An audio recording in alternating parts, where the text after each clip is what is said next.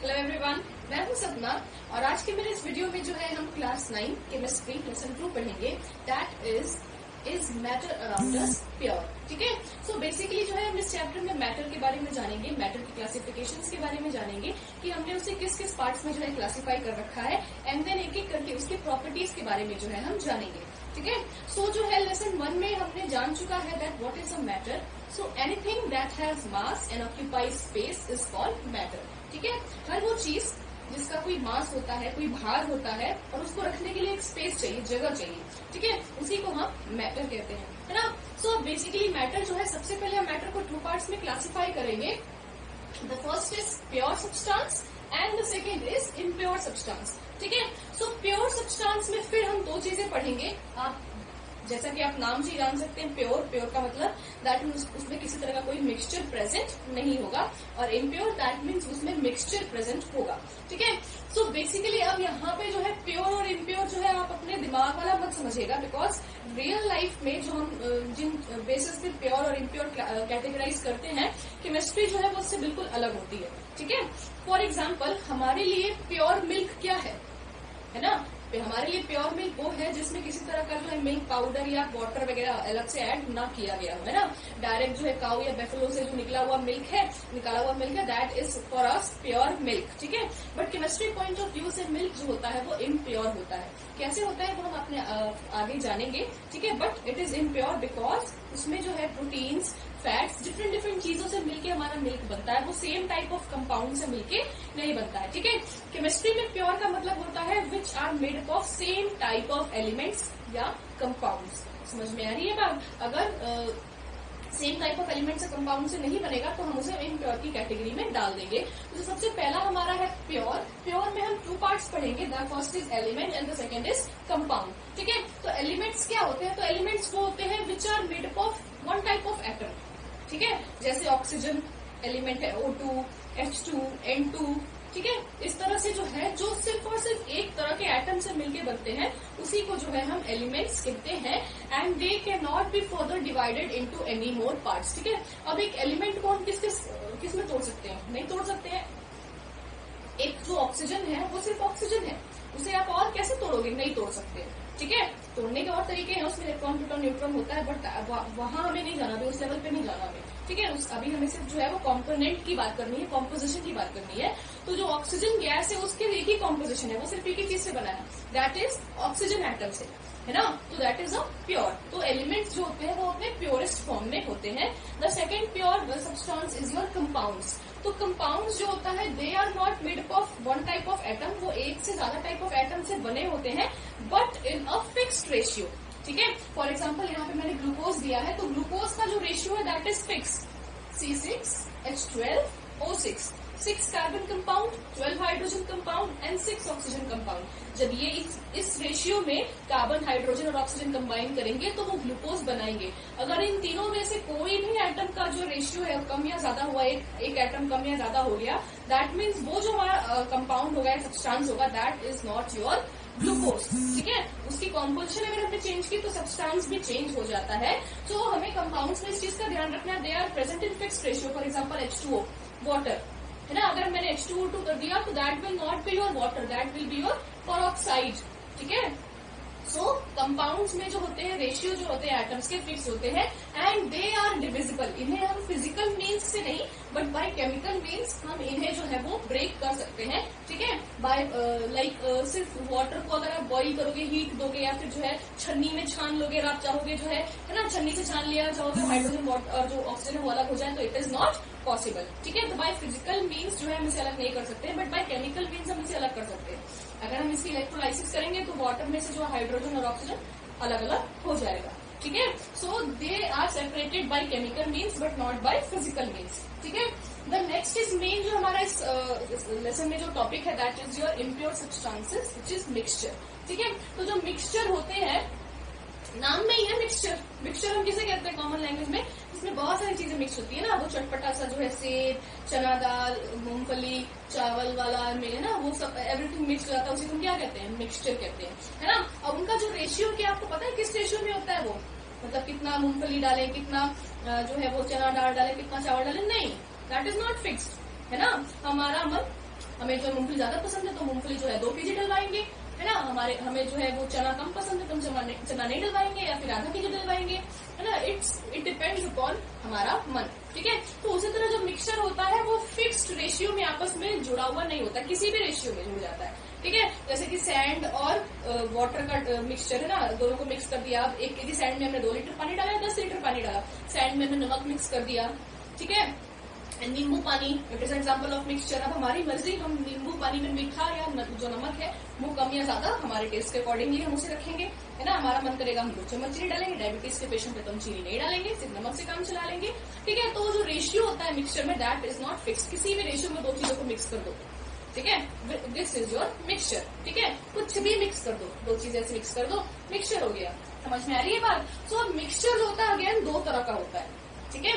The first is homogeneous mixture and the second is heterogeneous mixture. तो अब ये क्या होता है भैया, तो देखो होमो, नाम में है होमो, होमो का मतलब क्या होता है, सेम, एक जैसा, ठीक है।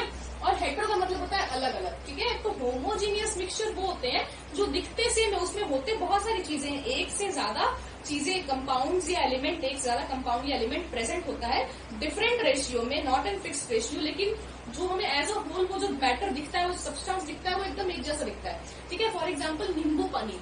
अब आप नींबू पानी जब आप देखते हो तो क्या उसमें डिफरेंशिएट कर सकते हो, क्या आप अलग अलग देख सकते हो नींबू के मॉलिक्यूल्स कहाँ है, वाटर मॉलिक्यूल्स कहाँ है, और शुगर या सॉल्ट के मॉलिक्यूल्स कहाँ है, नहीं दिखता ना, वो सब एक जैसा ही दिखता है हमें, है ना। तो वैसे चीजें जो दिखती है जैसी है, भले उसमें बहुत सारी चीजें मिक्स हो बट वो सेम, उनका जो पूरा का पूरा जो है थ्रू आउट जो होता है ना एकदम वो एक जैसे दिखती है, उन्हीं को जो है हम कहते हैं होमोजीनियस मिक्सचर। होमोजीनियस मिक्सचर में आता है आपका सोल्यूशन, जिसको मैं थोड़ा देर और अभी बताऊंगी। The next is your heterogeneous mixture.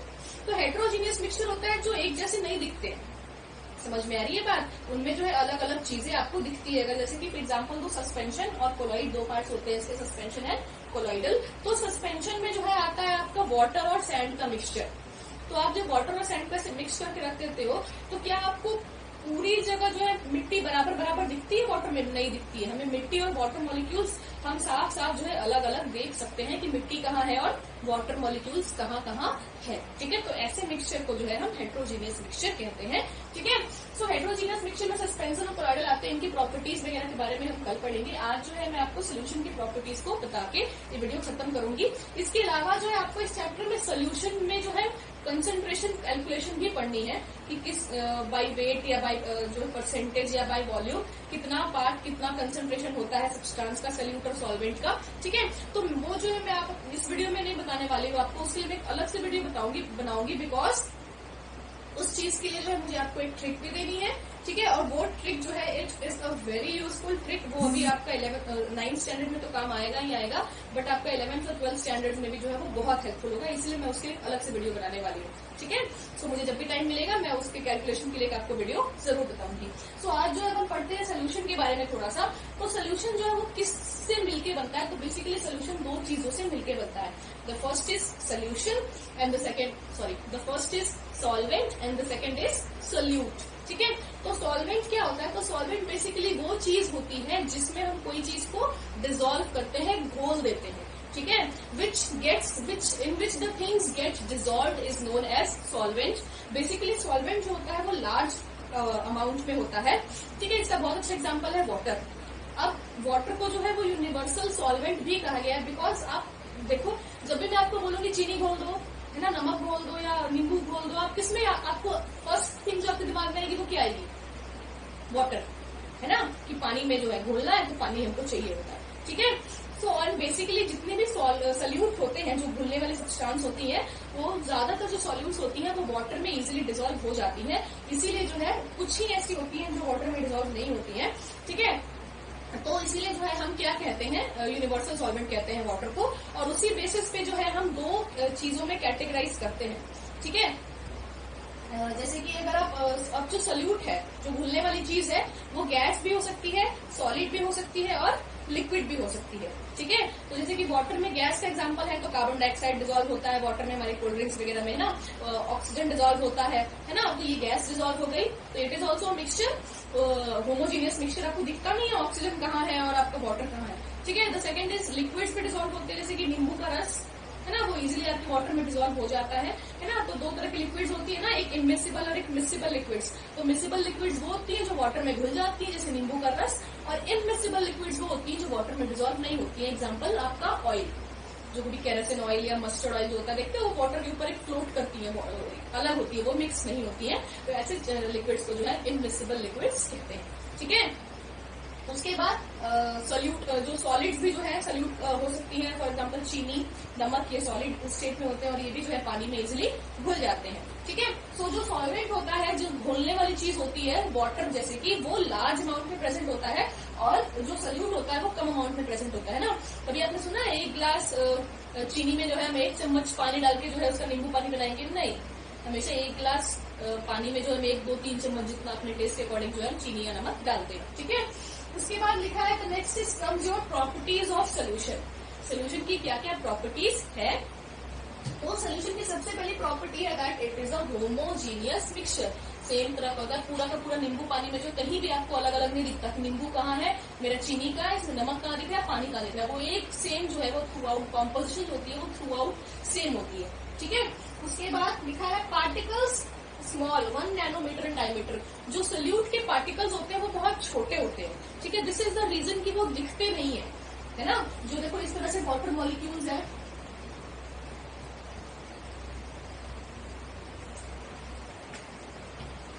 Suppose ये आपकी वाटर मॉलिक्यूल्स है,